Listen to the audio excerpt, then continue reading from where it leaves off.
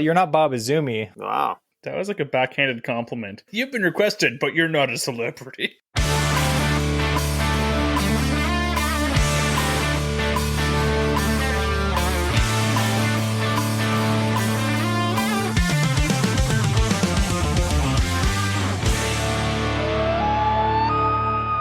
Welcome, everyone, to another amazing episode of the Average Ontario Anglers Fishing Podcast.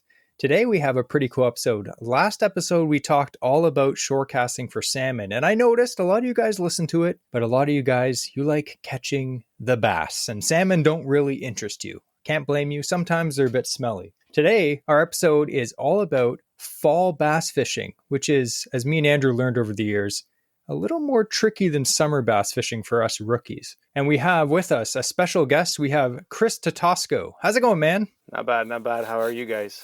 Well, we're here. I had a little bit of technical difficulties, so hopefully Andrew and Kris weren't, talking about me before I could log in. But no, we were just sharing our hot spots, and unfortunately Jesse's not aware of them anymore, so. I know. As I came in, they were like, man, and you slam them all day long. And I was like, where? And you're like, don't worry about it. We actually have the same walleye spot, which is kind of crazy, on the same lake.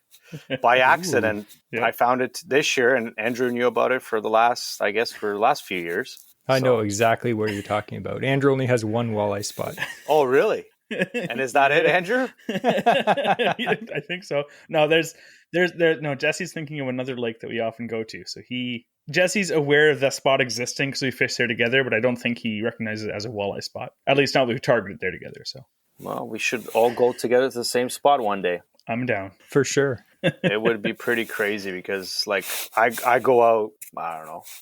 My wife hates me, but I go out 2 to 3 times a week if I can. Like, it's especially in the summertime or the fall. Like fall, I'll be out all the time. Early spring too. It's just like the best times to fish in the year for me. It's like late fall and early spring.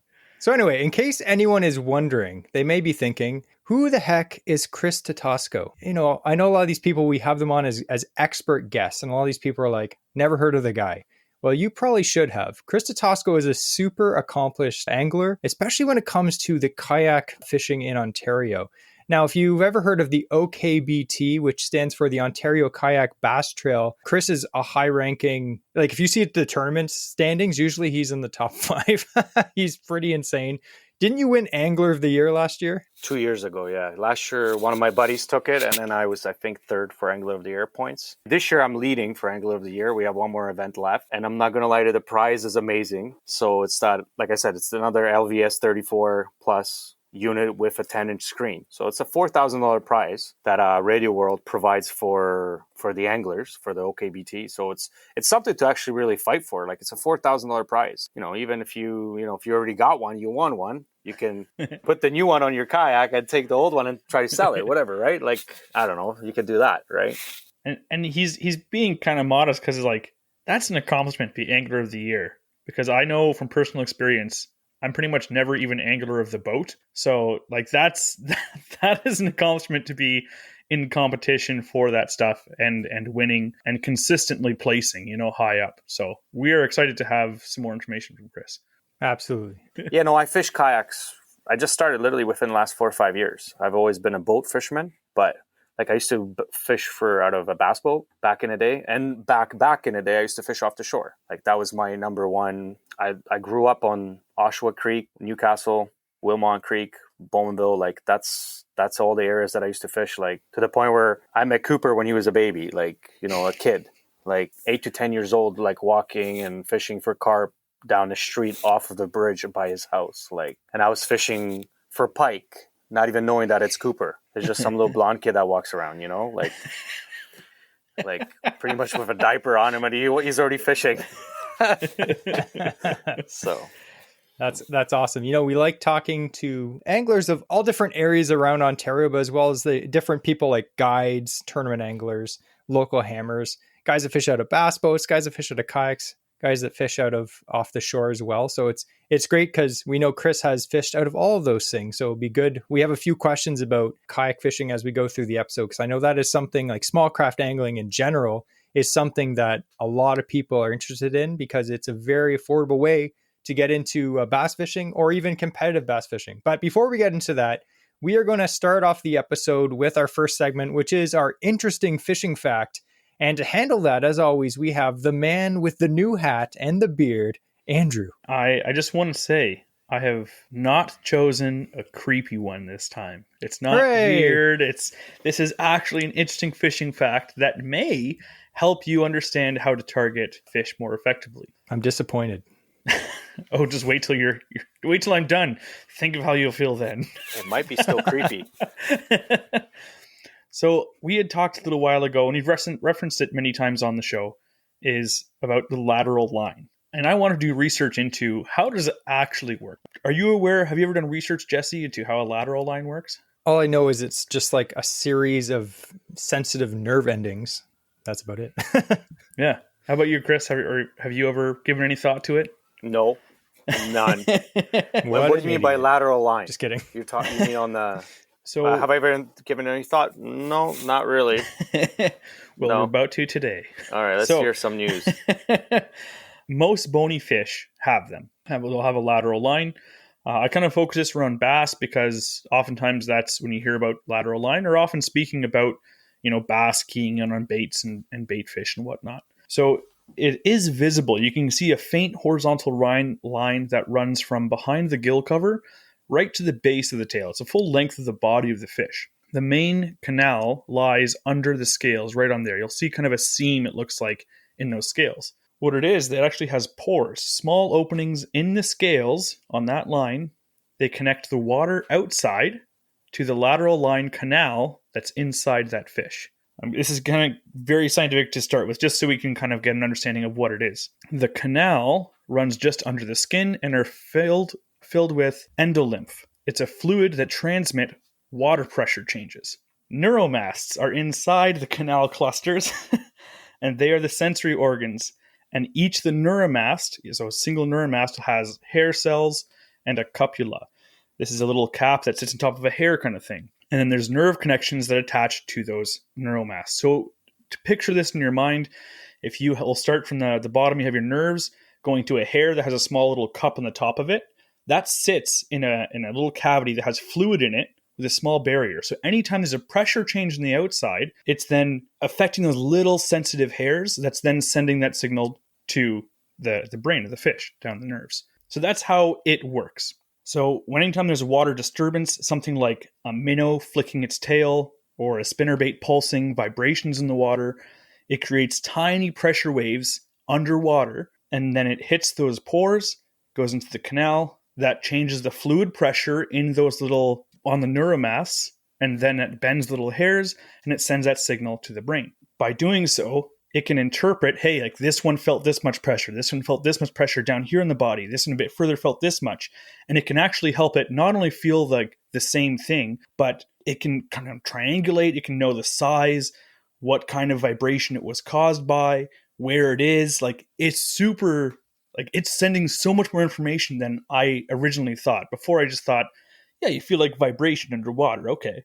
Like this is a whole other superpower of sensory organ that these fish have. It's kind of like spider sense in the comic books, except this is real life. I mean, we as humans, we will feel like a large shock wave or something. But again, if you're sitting in a pool and then someone dabbles their finger on the other side, you're not going to feel it. Fish do. Like that's the mind-blowing thing about it.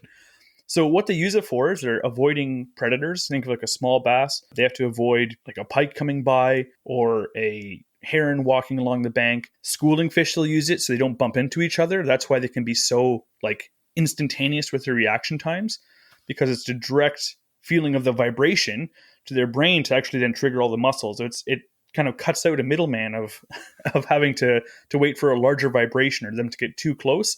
They can pick up on it instantaneously. But they also use it for environmental awareness. So we think of barometric pressure changes, stuff like that, how it can affect fish. They can not only feel the pressure that is caused by like obstructions and whatnot in the water, but it's all about the pressure change.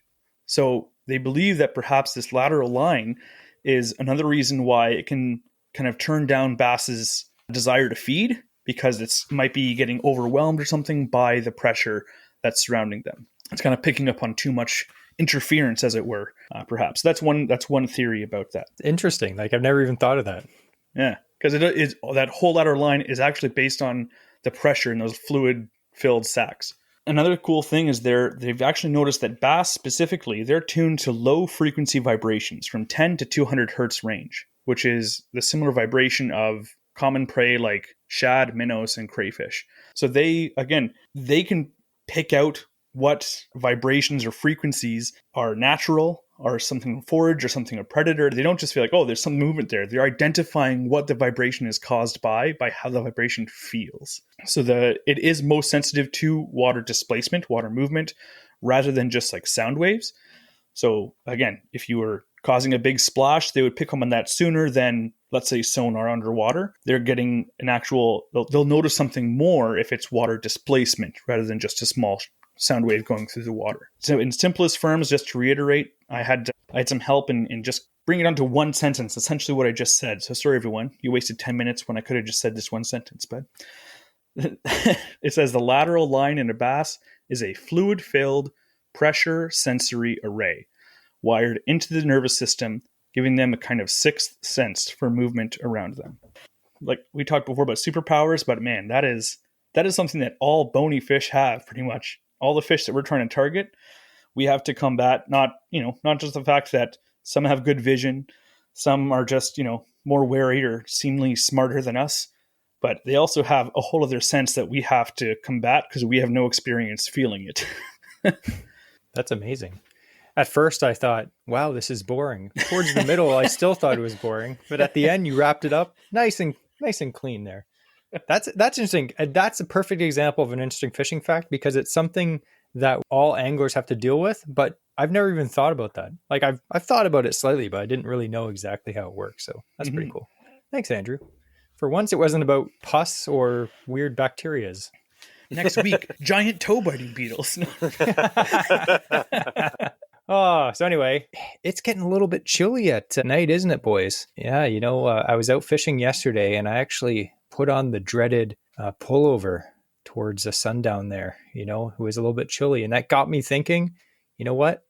Fall is in the air. And for many people, that may be terrifying. A lot of people like bass fishing in the summer. You got frog fishing and lily pads and nice hot days and getting sunburn. But as soon as the nights get a little bit chilly, what happens is a lot of anglers, they start finding it a little more difficult to find and catch bass. Me and Andrew have been there. That's why we're talking to Kris Totosko, because he is someone that, as we mentioned, knows a little bit more than most people, which is why we have him on as an expert guest. Again, as an accomplished tournament angler and a kayak fishing nut, we are very happy to learn from him. We're going to jump in. This episode is all about kind of the fall transition here we have in Ontario, but this could be applicable to many different places because we have listeners from all around North America and a lot of random places around the world too. So I don't know if this will, be applicable to our one or two listeners in Africa, but who knows? If it is, let us know. Applicable there. That'll be interesting, actually. They can use whatever I say. That's actually be hilarious. Yeah. On the other side of the globe there. Nile perch are just like largemouth. Exactly. They're just 18 times bigger. So I thought we could start off with kind of just like a basic of the fall transition. As we mentioned, it's getting a little chillier at night, and summer's kind of, at this point, is kind of fading, as you could say. By the time this podcast comes out, it's pretty much September at this point, and that means it's not fall yet, but it's right around the corner. Another few weeks, it'll officially be fall.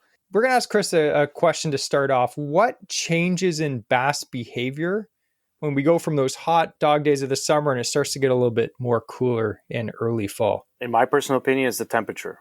Like the temperature of the water, when that starts going lower and lower, I think the fish realize that winter is coming and they got to put on some weight. So that means the feeding becomes a lot heavier for them, especially early fall. I think that's when they start going on, like they start feeding a lot heavier than any other time of the year. I think like later in the fall, I think they kind of they get lazier, but I think beginning of the fall, probably second to third week of September to first week of October, I think the best bite happens then, unless something weird happens, like where we have that what do you call that? The weird summer. What's the word for it? I can't. Indian summer. Indian summer. That's the word. Yeah. If that happens, then the fish go, shoo, what's going on here, right? Like there's even cases where fish decide to spawn again, which is kind of crazy at the end of September. I've seen fish spawn, I think, every month of the year.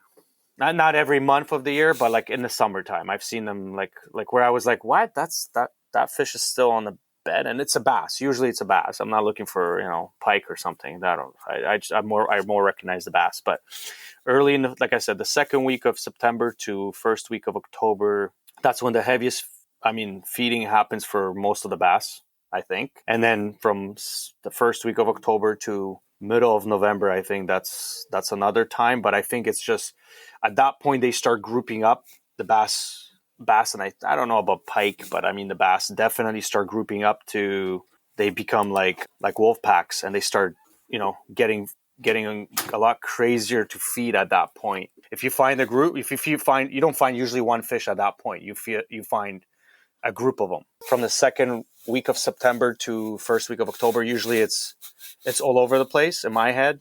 Like as soon as you find any good weed, that's where the bait fish live. That's where the bait fish are sitting. And that's where you'll find most of the fish, especially early, the first fall type of, grouping up before they actually get into like the wolf packs. Because I've noticed last year, like late last year, I fished almost until the end of November. And I had one spot on one lake where every single time I went there, it was just on fire. But it was only because there was a healthy weed bed there. And that healthy weed bed kept all the bait fish in it. And when it kept the bait fish in it, everything was there. Walleye. Like it was kind of crazy because the weed bed was in 8 feet of water. And the walleye were staging out like 14 feet.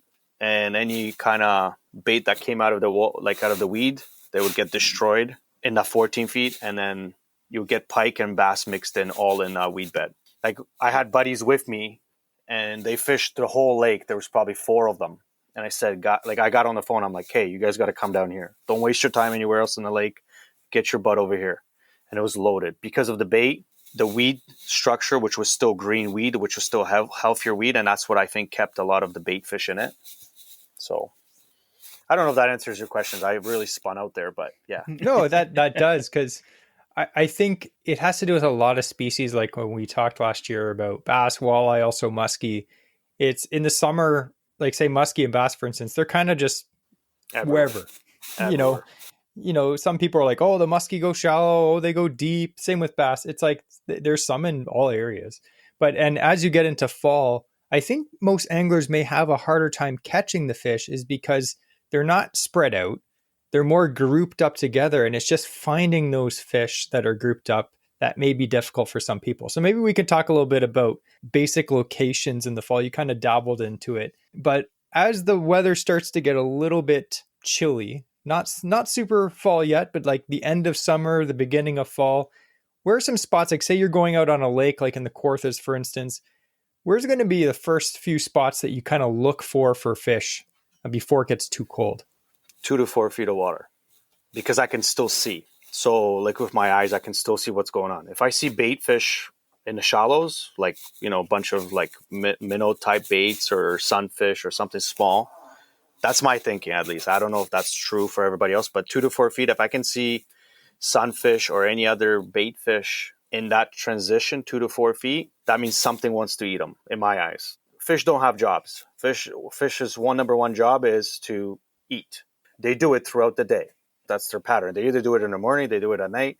They choose whenever they want to, and that's how I approach it. I go from 2 to 4 feet if I can see them, and if I can see the bait, then I kind of stay in that area, and then I figure out what they want to eat. So I start throwing either a moving bait. If they don't want that, then I start throwing something that's slower moving. AKA, I'll go from the fast moving baits, I'll go from like jerk baits to spinner baits first thing to see if they're active, if they want to bite something that moves. And if that doesn't work, then I move down to a Senko most of the time, to be honest. I know, or a drop shot or something like that. I'll throw a drop shot in 2 or 4 feet of water. People might think that's crazy, but you know what? If the fish is hungry, I think it's going to come and eat something, whatever just hit the water, like they'll feel that, what you were talking about. They'll feel the vibrations and they'll go over and then check it out if it's an easy meal. And I've been pretty successful with it. I'm not going to lie. And then if I don't find them in 2 to 4 feet of water, guess what? I'm moving up to 6 to 8 feet of water. And then I'm trying to find like a weed line. And then it becomes, is it's either going to be a really choked up weed line or is it going to be a couple weeds, whatever. And then I'm going to kind of pay attention to, are they in the heavy weeds or in the spread out weeds? And then if they're not there, then it becomes a little bit heavy, like, because at, 6 to 8 feet, you can still see them. Like most of the time in Kawartha, some lakes they're pretty dirty, but so then I move to like, that 10 to 15 feet of water and I try to find a weed line, because weed lines are always like an actual, you go from a weed to no weed. And I stay right on that weed line because that's where they have to be. If they haven't been in from the 2 to 4, in that shallow area, I think that's their next ambush point. And that's where they're going to be. And I mean, if they don't want to bite, there's obviously some kind of a change in the temperature or some kind of like storm moving in or something is happening. Like weather-wise, I don't really go crazy into detail. Like a lot of people will go, oh, because the barometrical pressure changed to this and that and this, and I'm like, buddy, throw the spoon, throw this, throw that, throw 10 different things. If they don't work, well, it's called fishing for a reason, because sometimes you're just not going to catch them. Yeah, sure, there's guys that will always catch them. Maybe, I don't know. I've never really met somebody that says, oh, well, actually, I've met a million people like that. They tell you they always catch them. But there's times where I go out there and I'm telling you, like I can have a live scope on the kayak and I can find the fish, but they don't always want to bite. They're like us.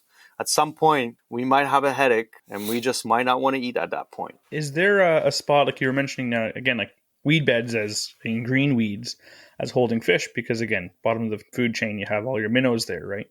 Are there spots, like when you're looking for spots in the lake, have you noticed any areas where you're more likely to find still green, like green weeds in the fall, like by river mouths or, warm bays? Like what would you kind of look for if you were on a fresh lake and like, I need to find a green weed bed to fish it? What you just said, but then it comes down to electronics too. You might have to have some electronics on your boat.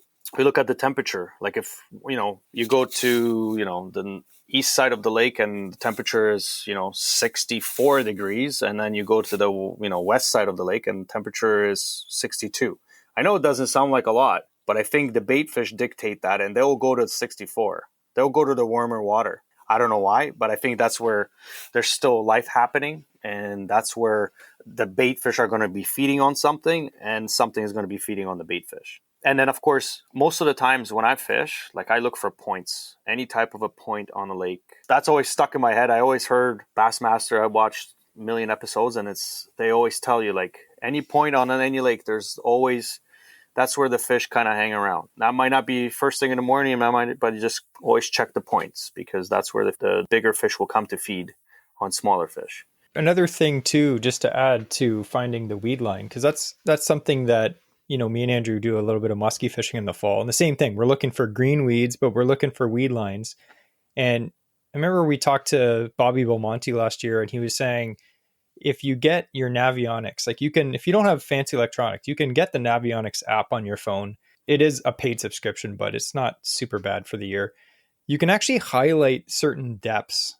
And usually it depends on the lake, of course, but in a lot of the lakes we fish, the weeds stop growing in like 12 to 15 feet of water. Most of the depending. Time. Yeah. Most of the time, right? So on my Navionics app, I have 12 to 15 in red. So I know that as I'm fishing along the lake, this red area likely has a weed line in it if there's weeds there. So that's one way that I find weed lines, because again, like you said, if you're not finding them shallow and you kind of just work your way out, and the weed line is pretty much the outside weed line is the last place that the fish are going to go before they're in the abyss of the depths, which, the fish may be swimming in 70 feet of water, but generally if they're looking for food, they're going to be in the weeds where the food is. Fish can be randomly anywhere, but you have to focus your energies on prime spots where they're feeding, right, to catch them. I think so. That's, like I said, that's their job, right? Their job is to eat. So as much as they don't, they might go to that 70 feet, but they're there for a reason too. They're probably, for the deeper bait fish.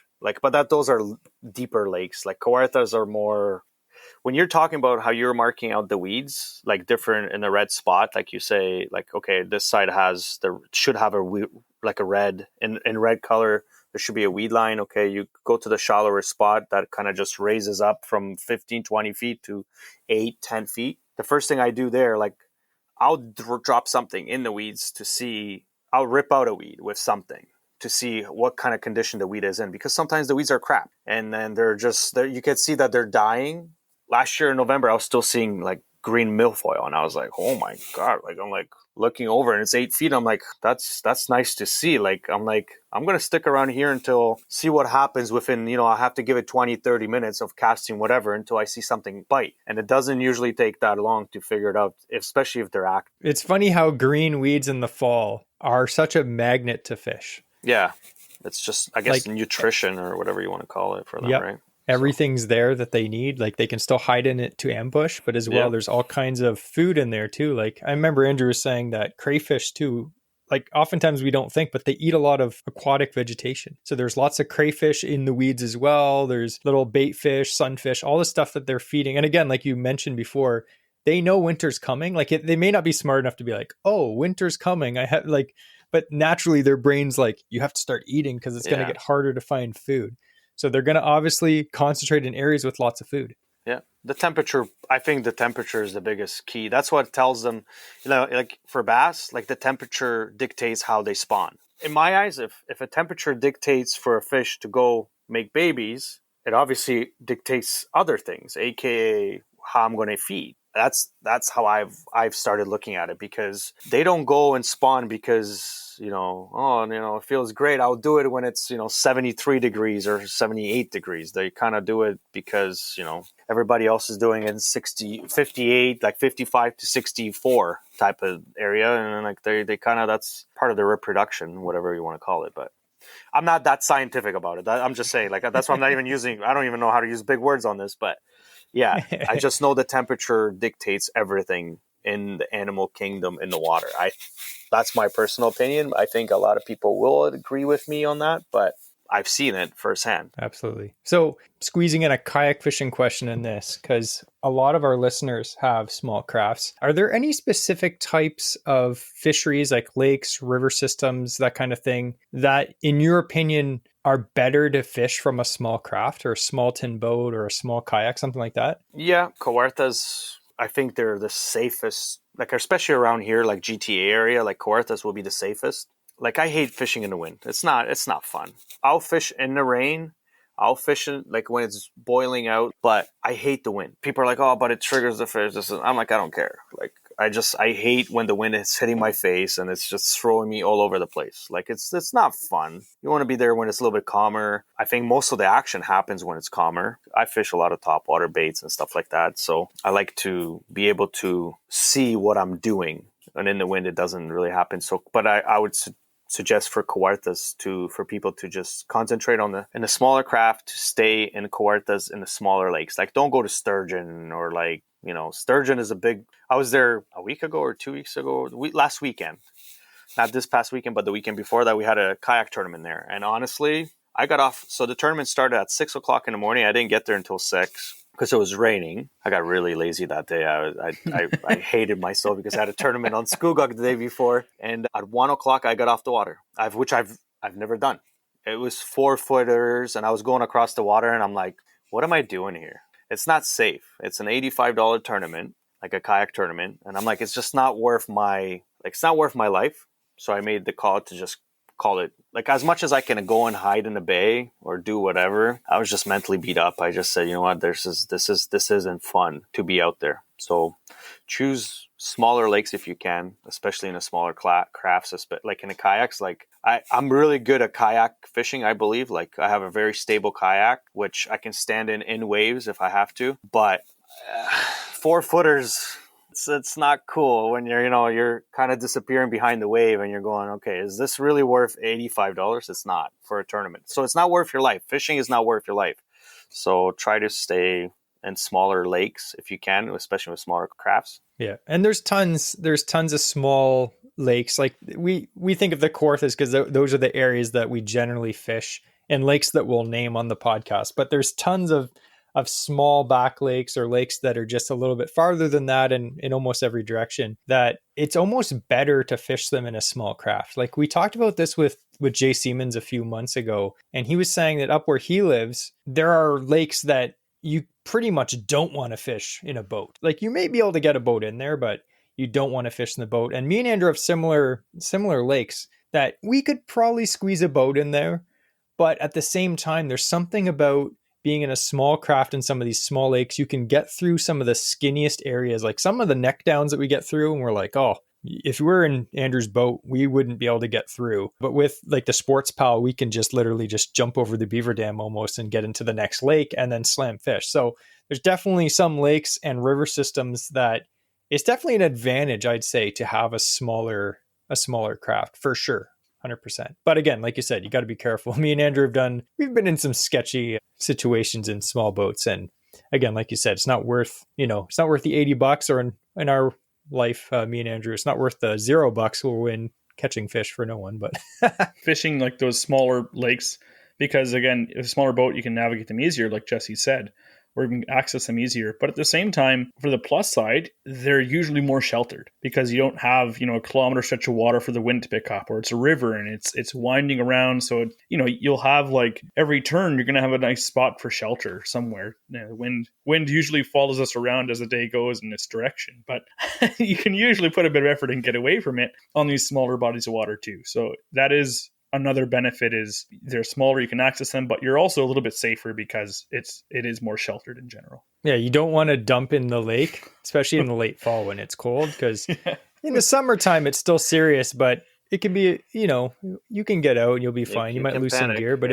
in the fall it becomes a matter of an actual danger of hypothermia. And we always think, I think we talked about this last year, Andrew, we always think that it has to be freezing cold wintertime to get hypothermia.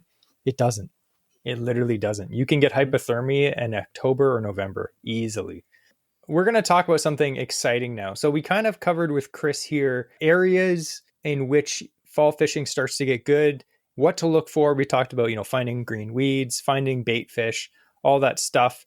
And now we're going to talk about one of our favorite things, and that is fishing lures, baits and presentations. We all love talking about that. We all buy too much of it. Kris has a Gagnon Sports hat on right there. Gagnon's is like 2 minutes from where I work. Sadly, I'm in there all the time. If you ever see me in there, please give me money. Yeah, I'm telling you. I was telling Andrew a funny story that happened last week, but my wife just got home, so I can't tell her nothing. Okay. Yeah, it probably involves buying some fishing lures. Oh, lots of it. We have gotten many people in trouble with their significant others, but hey, as we always say, the disclaimer, it's not our fault, it's your fault. So you got to be 100% it's my fault, but I can't control it. Jesse and I always say, if you see us out in the store, come say hi. Just add to that, offer to buy what we're picking up that day. Just be like, hey, you know what? Put that on my bill. Like, we love Sounds it. Good. Come No up, problem. Say hi, guys. No problem. I'll just look what you guys got in there. So then I'll just be like, okay, I don't know these guys. What you didn't see is I slipped an NRX Plus on the counter. Yeah. Sucks to suck. The new Stella by accident. Yeah, that would be pretty crazy. All right, so talking about baits and presentations. So we're going to kind of do this in two sections. So you can answer them both at the same time if that isn't confusing. But we're going to talk about like right now, like early fall. And then we're going to talk about kind of like, I'd say like October going into November. So what are your top 3 baits that you'd use right now in September? And then your top 3 baits that you'd use later in the fall? Oh, for sure, a popper, like a topwater bait. First thing in the morning, especially when it's calm or even on a calm day, I'll throw that all day if I can. Based on the fact that you might not get as many bites, but you'll get the good bites. Like you'll get the trophy fish. Personally, I've won tournaments on a topwater bait. I actually qualified to go to the States on Stony Lake with a topwater bait. My buddy was laughing because I used the same bait, but in 2 different sizes. And he's like, why would you do that? I said, because you know what? Sometimes when they miss it the first 2 times, in my head, I go, I'm going to downsize it to a smaller one and they won't miss it. And that's how I look at it. So the topwater for the popper, I actually even have it here. Top secret, but a couple of my buddies already have it. It's a Uzuri bait. That's the popper. Are those like 3D? Yeah, they're the 3D poppers, so they kind of flash or whatever. But the biggest thing is that I kind of started doing, which... I can see it there. The braided split rings. Yeah, I take the hook, like the stuff off of it, because when the fish has it in its mouth and it's not like it's free and it's able to spin, my hookup ratio went from probably 60%, 70% to about 95%. Giving away a little bit too much, because believe me, there's a couple guys in the kayak things where they started using it and they're like the angler of the year from last year, Mike Moran, he came up to me, he goes, buddy, I've been doing that since you told me, haven't lost a fish since. And I'm like, there's a reason, even if maybe it's mental, but it works.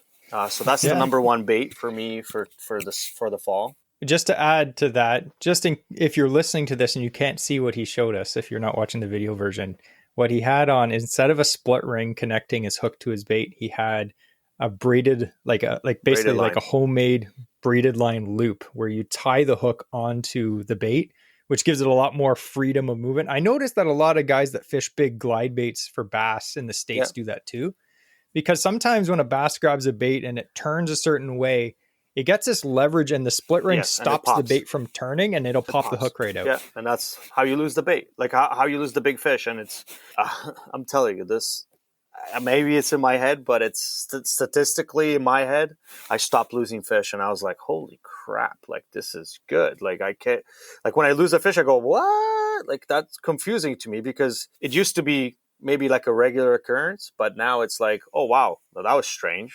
That never happens. Same thing with jerkbaits. Jerkbaits, I do the same thing. I tie up, I use braided line.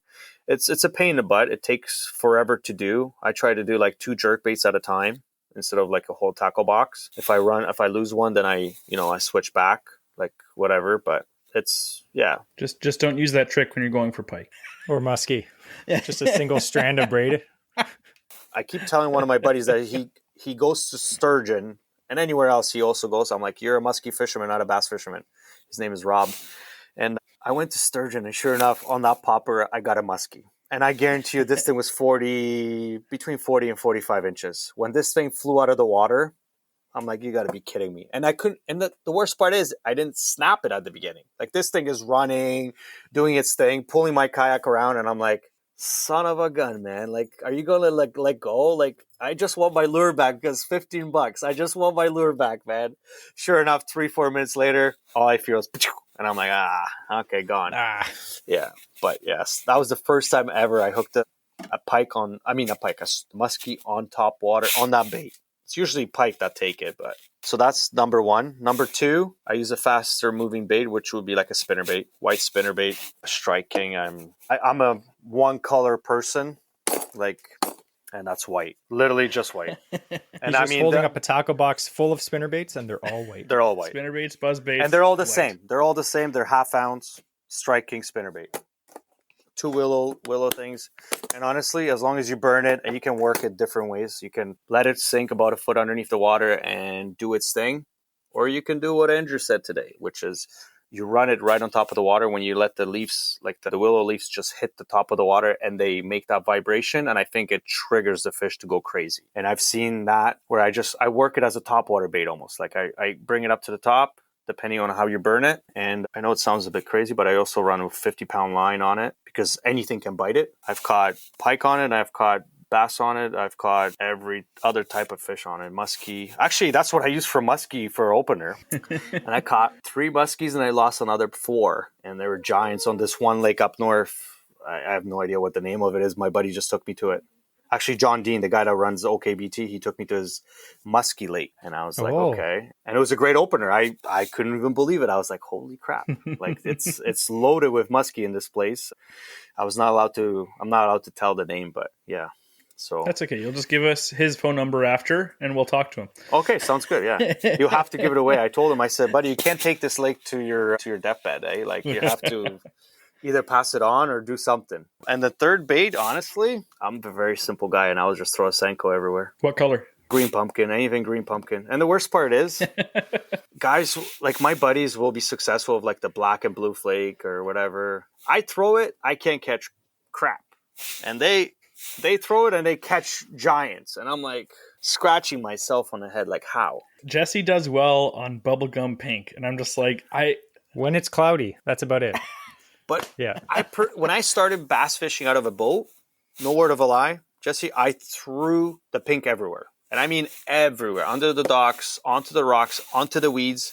And that's all I threw. And I caught a lot of fish. And then I started fishing with guys that they were a lot more successful in bass tournaments. So I started copying what they were using. And that's what started happening. Like I can take a Senko and place it anywhere you want with a quarter size hole. I can put it in there. I know it sounds a little bit weird, but it's big fish they live everywhere in the lake, but a lot of them do live where the structure is, because I think that's where their ambush point is. So if you find structure, aka weed, points, rocks, fish like to live on rocks. Those are very important too.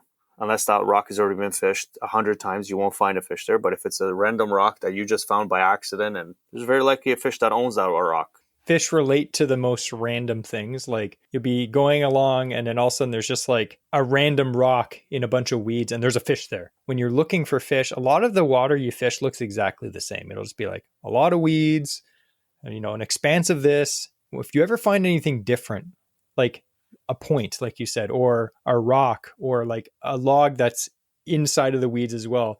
Fish relate to random things like that. Whatever in their brain that makes them happy when they find a little thing. Remember that like classic photo of the bass in the swimming pool?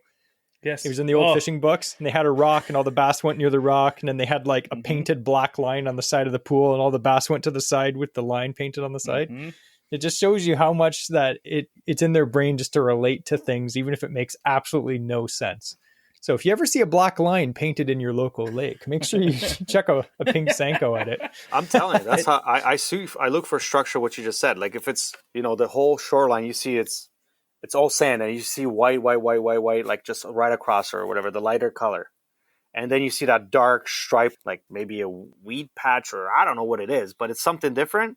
That's where my eyes are going, and that's where I'm casting across, because maybe something lives on that. I don't know. Most of the time, to be honest, I wouldn't say most of the time, but probably 50-50, which is not a zero. There's something there. So I kind of throw at that. And that is 100% transferable to wherever you're fishing. It's fish all over the world. I was fishing a little lake on the East Coast a few weeks ago, and fishing was hard that day. It was tough. And so we were getting a little bit of activity, but not much, and fishing all these like great weed beds, lily pads.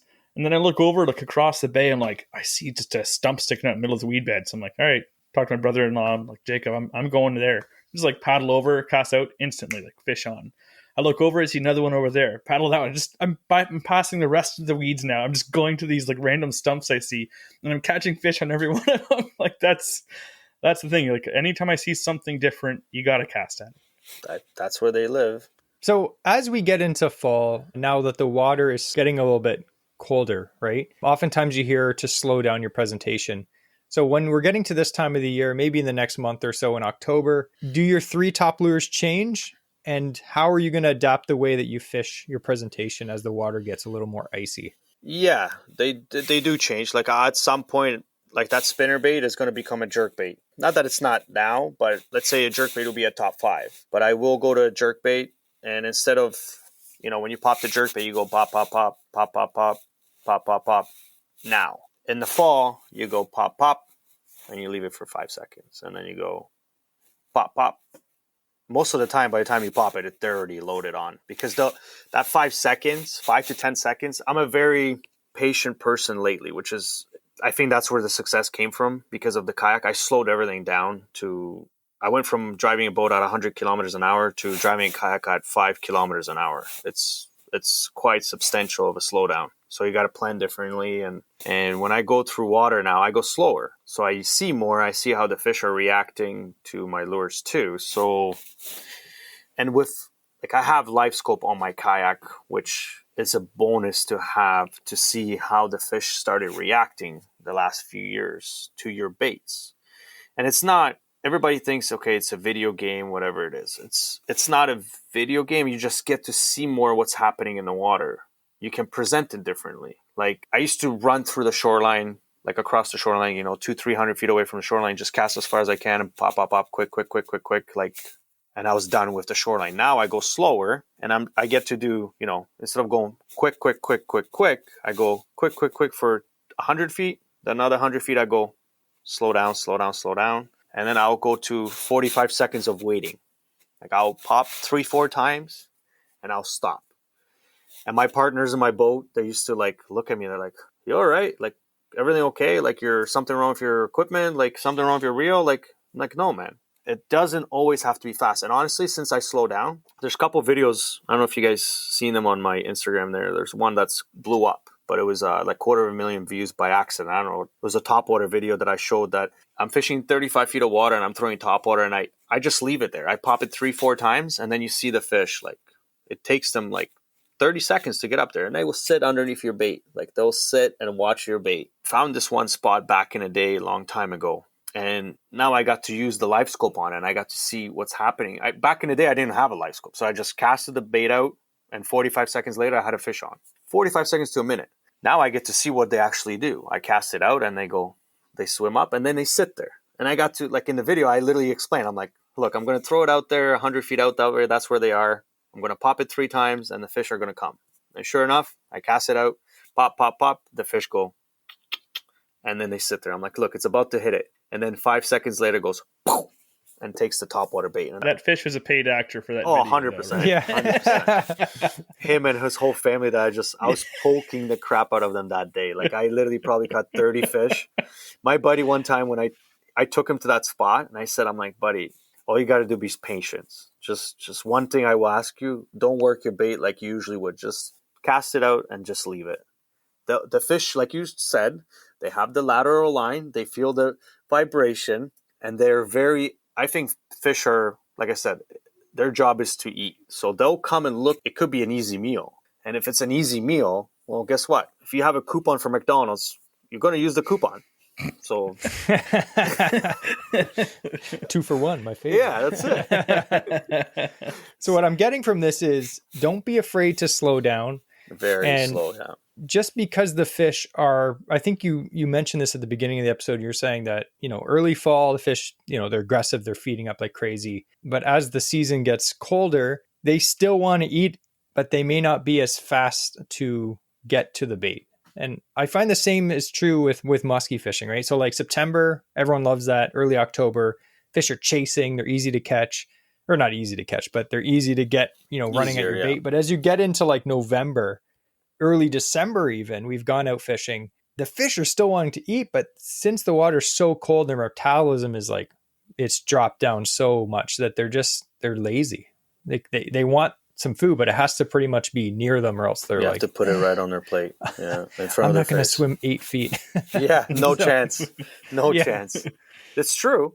I've seen that. So they won't do it. They literally won't do it. You have to like cast it, almost hit them in the head with it, and they're like, okay.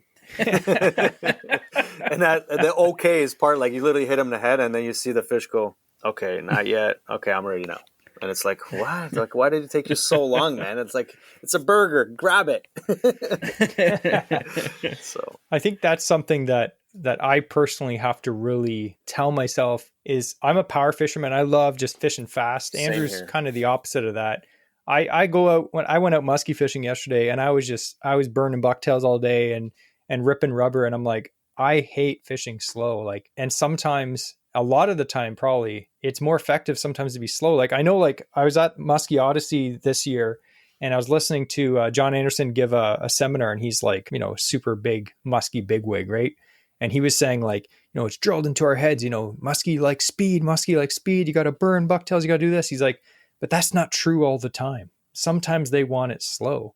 And that's just speaking about muskie, but I think the same is with bass. Like, a lot of the times we get programmed, rip a spinner bait, or, we're whipping in a chatterbait, or even if we're fishing like a plastic, we're working it way too fast back to the boat. But as Kris is saying, like, you got to really, especially as the water gets colder, you got to really slow down, almost like early spring pike fishing that me and Andrew do, where you're fishing the jerk bait and there's 30 seconds between cracks. It's like jerk, jerk, and then just wait. And the pike, I just picture the pike just slowly swimming up and looking at it. I always picture on, there's like, you'll see like a little YouTube short and they have an underwater camera down the hole, and it's just like, a hot dog on a hook or a herring or something, and a pike is just staring at it. Yeah. And it's like, why don't you want to eat it? And it's just like moving around slowly, and just for like 5 minutes sometimes. And then finally, sometimes they take the bait. But not as that extreme with bass in the fall, but I feel like that's probably the case a lot of times. And that's why a lot of people aren't catching fish is you're fishing way too fast. Way too fast. I believe that 100%. That's not even, there's days, don't get me wrong, when the sun is like burnt, like for some weird reason, we have a really sunny day and they trigger, like they're more active even in the late fall. You will get them. But the last couple of years I've been fishing, like been really giving it to the pike early in the spring. And I notice that the bass are acting very similar to, because you do have accidental catches of a bass when you're fishing for pike. And they literally like the same type of an action where what you were just saying, Jesse, like you pop it and you wait 30 seconds. You know how many times I popped it 2-3 times and I waited about 30 seconds to a minute. And then I saw my line just going all by itself. And I'm like, there it is. And my buddy would be like, are you crazy? I'm like, just get the net. Like, they hook themselves, like, especially with jerkbaits, right? But you don't know what it is. Waters that I usually fish, it's 50-50 that it's a pike or a bass, because they live in the same type of water in my eyes, especially early in the spring. And they're not spawning. They're just feeding up to go to spawn. So they're also doing the same thing. They're feeding up. So when they're feeding up early in the spring to go spawn and do whatever their business, they're hungry too, but you got to present it to them differently. I don't think you're going to cast out a spinnerbait or a jerkbait and work it fast to the boat is going to get you as many bites as if you slow down. That's my personal opinion. And that's what we're all here for, is Chris's personal opinions. That's going to be the episode title. Chris's personal opinions. Yeah. People are going to be like, that guy's an idiot. So to be fair, I will add to this. You have been one of the top requested, I'd say, non-celebrity guests that I've had people ask for. That was like a backhanded compliment. Wow. Well, you're not Bob Azumi, but you're not a celebrity. Oh, no, every time I say, who do you guys want to get on the podcast? And everyone's like, get Bob Azumi or get this guy, blah, blah, blah. It's like, okay. Bob is cool too, but Bob will take you 6 hours minimum. That's what you got to book him in for. He loves talking about fishing, man. That's one guy that you have to get him on and like listen for like hours. And every story is different. That's the best thing. Yeah. I'll just be like, and welcome Bob Azumi, and then we'll just turn off our mics and sit back and just. Oh yeah. And he'd be easy podcast for me. Ask me a question, and then by the time you even try to ask him a question, he'll give you 16 answers already to his own question. What we'll do is we'll record him first, and then we'll just ask like questions and cut them into the recording. Yeah. So we sound like you were there. Yeah. Really smart questions. Yeah, 100%. Yeah, you're just like, yeah, Bob. Thanks for calling me awesome. Anyway. Yeah, no, Bob is cool, man. Guys. But anyway, we're not talking about Bob here. But I just want to say, of the non-celebrity requests, Kris is one of the top ones. I actually was fishing with my buddy Ryan, who does a little bit of kayak fishing on the weekend, and I was telling him that we're getting on the podcast, and he's like, "Dude, that guy's a hammer." I was like, "Yeah, that's why he's coming on the podcast." No one wants to hear me and Andrew's advice on fishing for bass in the fall, because you know why? We're musky fishing. No one wants to listen to that. Yeah. Thanks again for coming on the podcast. We really appreciate it. No, I love talking fishing. So you've been on a few podcasts, but I talked to so many people that haven't been on a podcast before, our guests, and they're a little bit nervous. And I'm like, dude, it's literally talking fishing. Like, you could have anyone on as long as they're not too boring. Yeah, but don't worry. I fish. I feel like I fish for a living, and sometimes because I'm out there so much, and also time on the water is huge to know what's going on the water. Like, absolutely. Every guest that we've had in the last, I'd say, year, I guarantee every single one of them has said time on the water at least once. Yeah. Every single one of them. It's so huge. important. Like I'm on the water so much that it makes me sick. Like I sit there on the water. I'm like, okay, I'm doing maybe a little bit too much. And then next thing you know, the next morning I'm out there again. I'm like I was telling Andrew, like on Saturday I fished all day, and then Friday I fished all day, and then Sunday I'm like, I'm going to give it a break. Sunday morning I'm in Newcastle looking for salmon with my kid. And I'm like, I told myself I'm going to give myself a break, and it didn't work out. So hey, it's only a problem if you're trying to stop.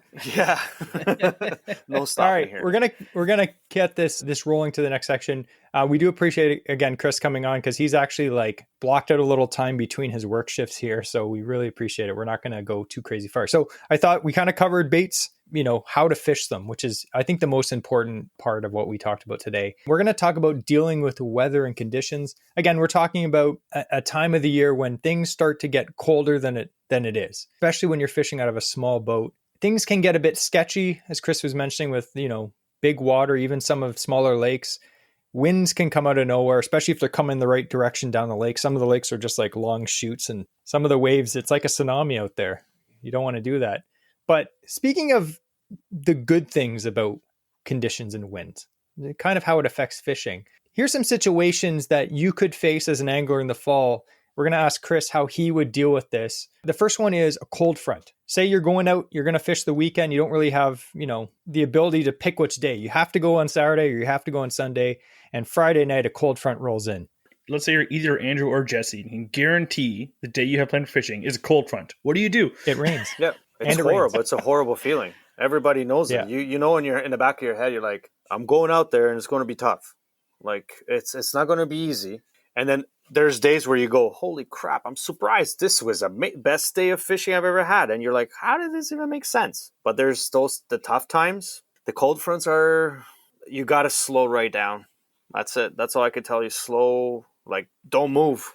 Like, it's terrible. Like, and if one bait doesn't work, keep switching until something works. But work it extremely slow. Like, sure, try running something fast for the first half an hour. I don't know how long you're going to go out fishing for, but I usually go anywhere from 6 to 16 hours a day. So there's never been like a 2-hour trip. Well, you got to make it worth it, right? Yeah, I plan for everything, right? Like, I plan for the first hour, I'm going to be doing this. Even though it's a cold front, I'll do I'll throw the spinnerbait, I'll throw the topwater, I'll throw the jerkbait. If that doesn't work, then I move on I'll start with a Senko. I'm not going to lie to you. Throw a Senko around. That doesn't work. Then I start moving to creature baits. I started using... You don't have to tell us. The Great Lake finesse stuff. Like, a lot of it, I know, but I use a lot of bugs. Like, I use the Herbonites, like those Herbonite bugs that they have, and honestly, they've been kind of insane. When you throw that out there, but you got to leave it out there for 30 to 40 seconds. I don't know, for some weird reason, the smallmouth love it. And big largemouth. Do you drop shot that? No, I just put on like a little jig head, small, like either 3/16 jig head or whatever, and I just cast it out, whatever, that I feel like, I see a rock or something, I cast it by a rock, and then I just leave it. No word of a lie, I've caught some big largies with it, which was a shocker, especially late in the fall. Throw it out there, and next thing you know, it just loads up. I'm like, come on, it can't be. Or the craziest things ever, pike. Pike will hit. Me and my boat partner have I know I took his off topic, but the best bait for pike, I'm starting to believe that it's illegal in my head. That's how I feel like it. Drop shot. Drop shot. Pike eat drop shot like nothing. Like, and I'm talking about 3-inch baits, 15 to 20 pound pike will eat it. No problem. Oh, I have videos of this stuff where I'm like, no way. Like, no way. I don't know. With fishing, it doesn't matter. But yeah, the cold front. Yeah. Anyways, I took it off topic. But sorry. But yeah, the cold fronts. Like, I just downsize the baits. I start playing with a lot of little swim baits. But with cold fronts, I don't really run them fast. Like, I'll run them nice and slow. Just don't reel in quick. Take your time. But at the same time, sometimes go crazy. Go quick. Go as fast as you can. It's depends. You got to figure out what the fish. You got to try either one or the middle, whatever, but you got to figure out what the fish want. Once you get one, you kind of lock that in your head, and then you go to the next. And then it becomes a statistic in your head. Okay, they did that 3 times now. So obviously they want that way. Sure, it changes throughout the day sometimes, but not by much. So what I'm hearing is the 2 worst scenarios if you're me. Finesse fishing and slow reeling. Oh yeah, it's horrible. Slow reeling. Yeah. I don't know how people do it. I do it, but I'm like, I watch myself. I'm like, this sucks. Like, this sucks. Yeah. You ever see a grown man whimpering in his canoe or kayak? Yeah. I'm literally going, I'm like, what am I doing? Like, why? Why am I hurting myself? I can go to the shoreline and do it faster. Maybe I'll catch something, but the maybe keeps me going, no, you won't. It won't happen. So it won't happen. So you got to slow down. It's so messed up. So another question I thought that it's a good question is, what's the best time of day in your opinion for fall bass fishing? Like, what time of the day are you like, all right, I got to be on my best spot at this time of day because that's the time? I don't know why, but it's for my own feeling. and it's for my own. It's probably not the best time, but I want to be there when the sun breaks the horizon. I just love the feeling of being in nature and feeling the sun hitting my face first thing. Well, if you guys are fishermen and outdoorsmen, you know how it feels like to be out there in the nature first thing in the morning. Sure, you suffer to get up, but it feels amazing to be out there. And not that you're not catching. Some days I'll put on a show first thing in the morning, and then by 10 o'clock it's dead. But the first thing in the morning is always the time for me, even if fishing might not be the best, but because the water hasn't warmed up yet. But what's the word? What's the saying? Early bird gets the worm. That's the one. The early bass bird gets the Sanko. Yeah, that's it. Especially if Chris's kayak is floating nearby. Yeah, I know people don't like to talk. A lot of people are like, all these guys that fish jigs and stuff like that. I don't fish a jig. I don't even fish. I don't even have any bait casters. I fish all spinning gear, like even with a frog, and people are like, "You okay?" And I'm like, "Buddy, I'll do exactly the same thing you will do over there. That's not a big deal. I'll pull the frog out of the craziest, thickest stuff you ever." That sounds like done. Andrew. So that was Andrew until like 5 years ago. Yeah, and I forced him to buy a bait casting reel.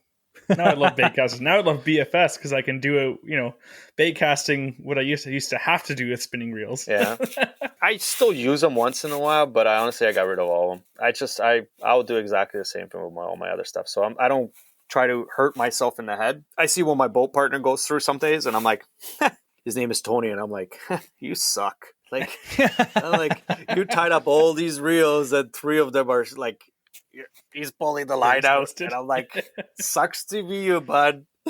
I'm just casting in front of him. I'm like, get off the trolling motor. Let's go to the back. Yeah.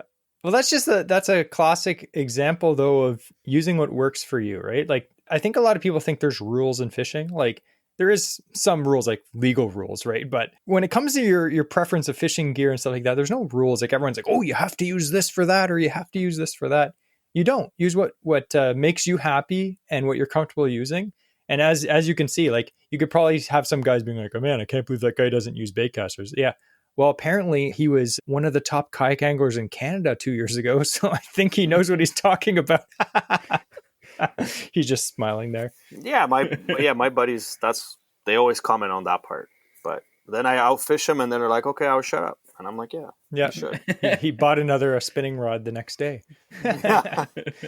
So we do actually have some questions from viewers that we'll do very quickly, but I thought we could do one more question. Would you recommend getting into kayak tournament fishing? Would I recommend it? Yes, because that's like it's your first kind of step to get into like getting somewhere. Like with the series that I fish, like, they have a lot of events. They also have a lot of prizes just for showing up. So in my eyes, like, even if you might not be able to win some, like being the best angler there, but you can still win some prizes just for showing up. Like OKBT has some serious prizes. Like the last tournament, they're giving away Old Town Sportsman kayak, like a $4,000 or $5,000 kayak with an autopilot like trolling motor, and that's just being given away by the fact that you entered into one of the tournaments. So you have a chance at winning something like that. Kayak angling is, I want to say, the shizneh. It's got some cool prizes. Like, I used to fish out of a boat with a partner. And guess what? By the time you invest money into pre-fishing, by the time you invest money into gas in the boat, by the time sometimes you have to stay over somewhere, you have to whatever, and then you win $4,000.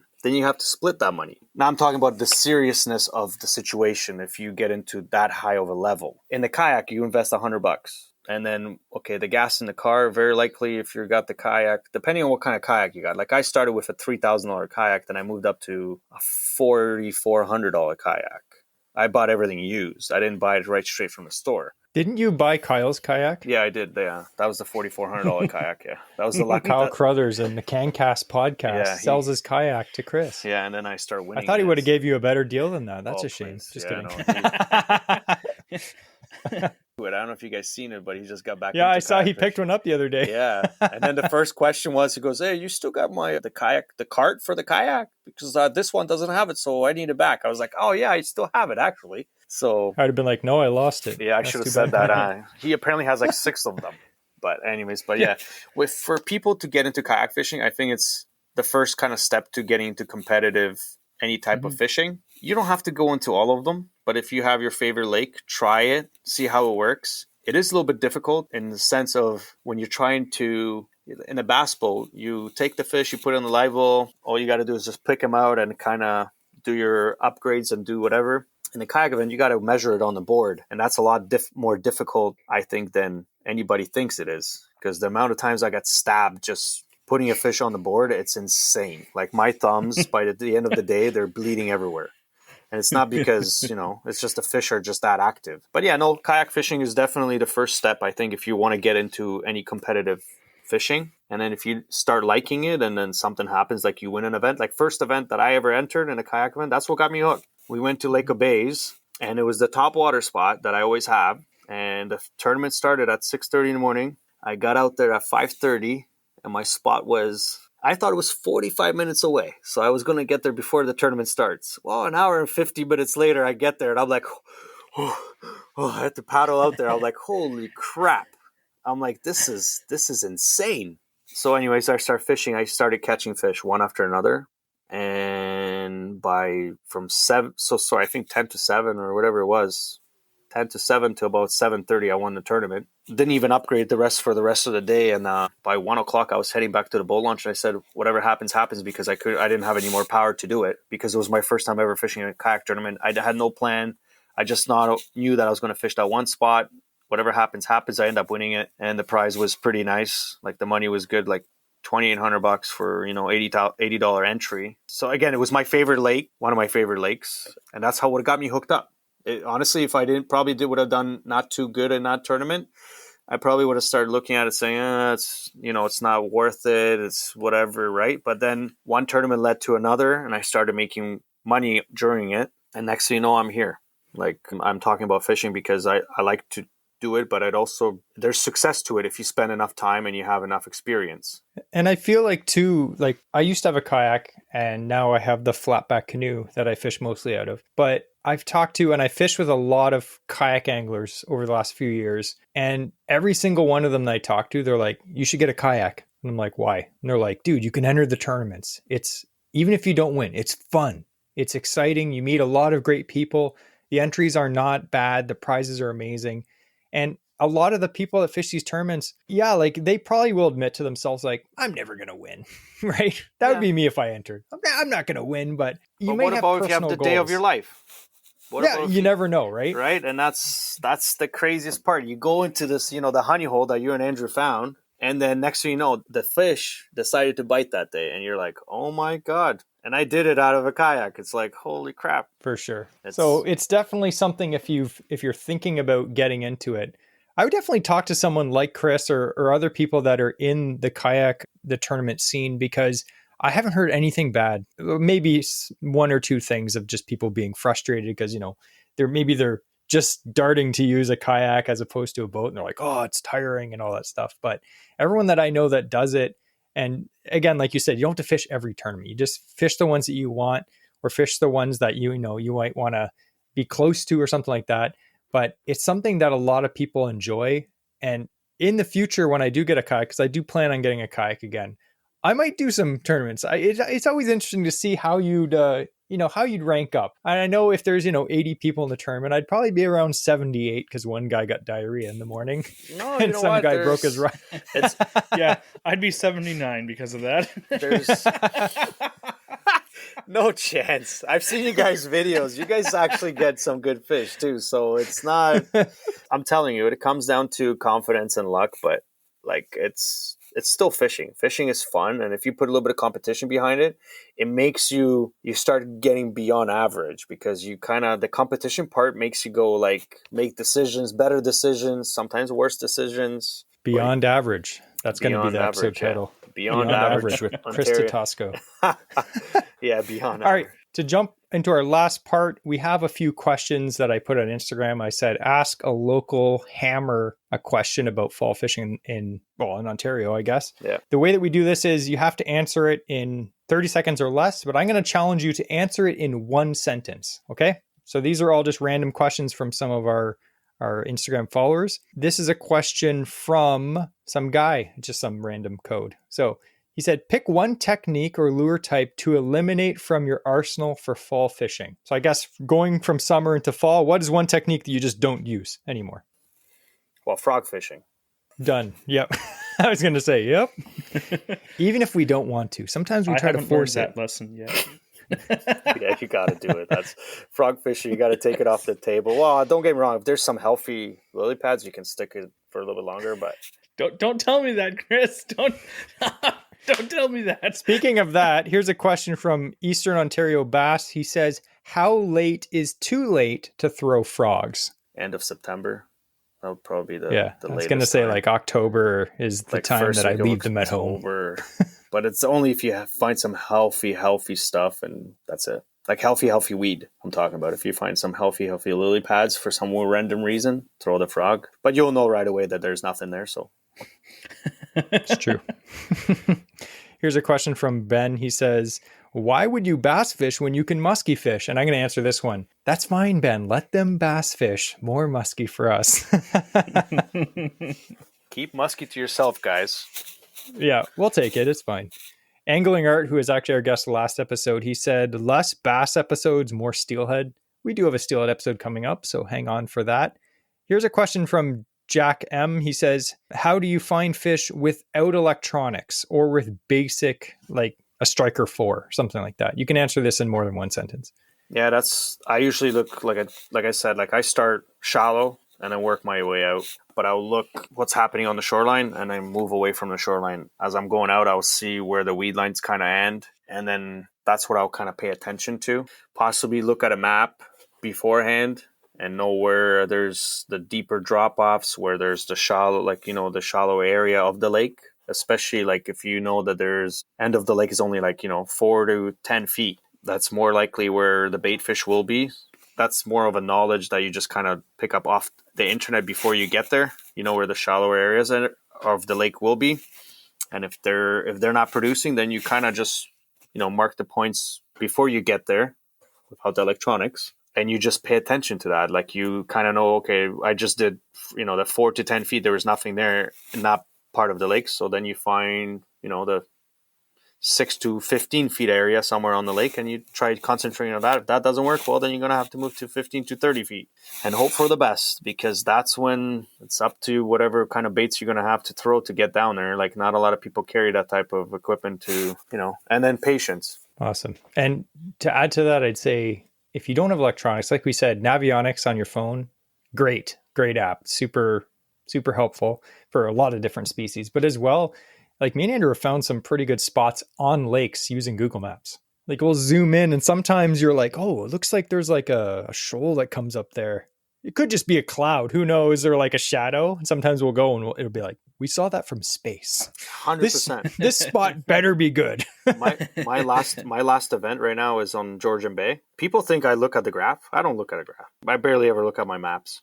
I go on Google Maps and I look for shoals that kind of stick out of the water. And then I mark those shoals I take a picture.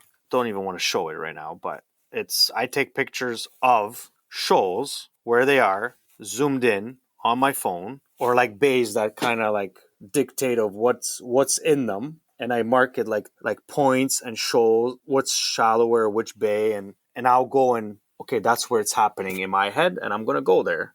And I'm going to check that out. And then if that doesn't work, then I'm going to go to the deeper water or whatever it's going to have to happen. That was actually Lake of Bays. But yeah, I mark out a lot of shoals. So I think the moral of the story of that question do research and the answer you just gave is do research, but you don't need fancy tools. Like we always say that, like we don't have live scope.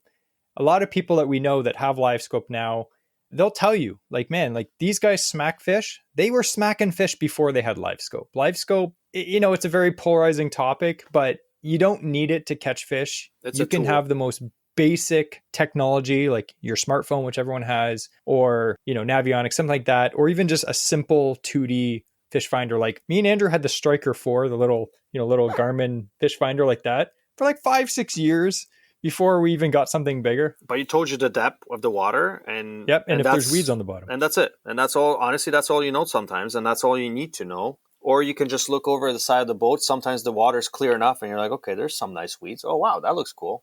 And again, like I said, sometimes Andrew just dunks his head in the water. Oh, I bet. I go for a swim. I bet. But I would say, like, for me, having been on boats with it too, and again, not to drag this on at all, but if you gave me the option of you could either fish with live scope in a boat, and that's what you get to use, or you can do prep work and look at Google Maps, look at Navionics, and then go there with 2D sonar, I 100% would be choosing the second option. You can eliminate so many sections of the lake by looking at the maps, 100%. looking at at stuff like that.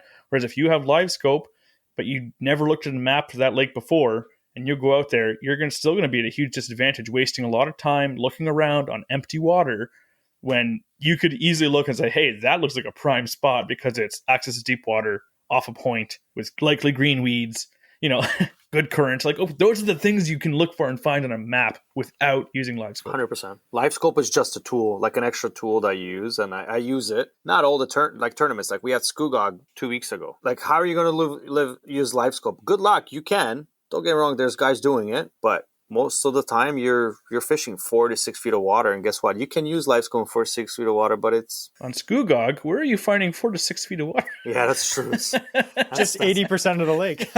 Yeah, I would have said 0 to 3 feet, but yeah, zero. Like honestly, the whole time I was literally in like 2 feet of water the whole day. Like, yeah, live scope shows about 3 feet in front through weeds. Like, yeah, exactly. The shallowest spot I ever used it was actually probably in Texas in about 6 feet of water, and I could tell where there was fish. But that's about, and it was bare land. It was just trees, and you could kind of see fish in between trees by accident. But it's a lot harder to use when you got to kind of dial it in a little bit more. But it's again it's a tool to have, but it's not you have to have it. And believe me, I don't even see fish most of the time. I see structure on it, and that's what in my head the first thing in my head is if I see structure, there's got to be something on it. It doesn't have to show a little blub or whatever. It's just if there's structure, there's fish. You can see that on 2D though, so it's the same as not having it. Exactly. So to wrap up this episode, again, we'd like to say thanks to Kris for jumping on the podcast. Again, me and Andrew, the last year, we've had a lot of guests on, and that's just because me and Andrew are boring sometimes. So we like to have on local guys and girls that are absolute weapons. If you have any other people that you would recommend, because Kris was highly recommended to come on the podcast. Like, people wanted him to come on. And I was just like, who the heck is, just kidding. I knew who he was. Yeah, we follow each other like on Instagram and everywhere. So yeah. I see what you guys are doing. If you guys that are listening or guys or girls have any suggestions, I've had a few really good ones that we have in the works coming up in the next few months or the next 6 months anyway.